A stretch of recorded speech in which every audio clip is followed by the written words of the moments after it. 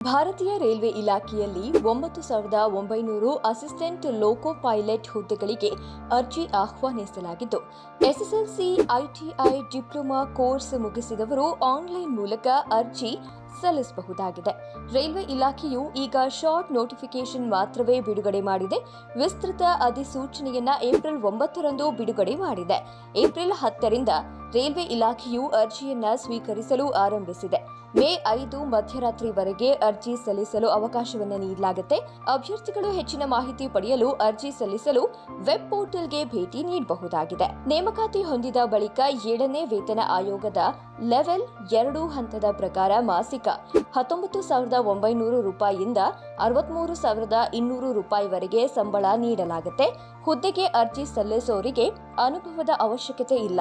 ಅನುಭವ ಇಲ್ಲದವರು ಕೂಡ ಅರ್ಜಿ ಸಲ್ಲಿಸಬಹುದಾಗಿದೆ. ಅರ್ಹತೆಗಳು ಏನು? ಅರ್ಜಿ ಸಲ್ಲಿಸಲು ಕನಿಷ್ಠ 18 ವರ್ಷ ಆಗಿರಬೇಕು. ಗರಿಷ್ಠ 30 ವರ್ಷ ವಯಸ್ಸು ಮೀರಿರಬಾರದು. ಇತರೆ ಹಿಂದುಳಿದ ವರ್ಗಗಳ ಅಭ್ಯರ್ಥಿಗಳಿಗೆ 3 ವರ್ಷ, ಎಸ್ಸಿ, ಎಸ್ಟಿ ಅಭ್ಯರ್ಥಿಗಳಿಗೆ 5 ವರ್ಷ ವಯಸ್ಸಿನ ಸಡಿಲಿಕೆ ಇದೆ. ಜನರಲ್ ಕ್ಯಾಟಗರಿ ಹಾಗೂ ಇತರೆ ಹಿಂದುಳಿದ ವರ್ಗಗಳ ಅಭ್ಯರ್ಥಿಗಳಿಗೆ 500 ರೂಪಾಯಿ ಹಾಗೂ ಪರಿಶಿಷ್ಟ ಜಾತಿ, ಪರಿಶಿಷ್ಟ ಪಂಗಡ, ಪ್ರವರ್ಗ 1 ಮತ್ತು ಮಾಜಿ ಸೈನಿಕ ಅಭ್ಯರ್ಥಿಗಳಿಗೆ 250 ರೂಪಾಯಿ ಅರ್ಜಿ ಶುಲ್ಕ ಇದೆ.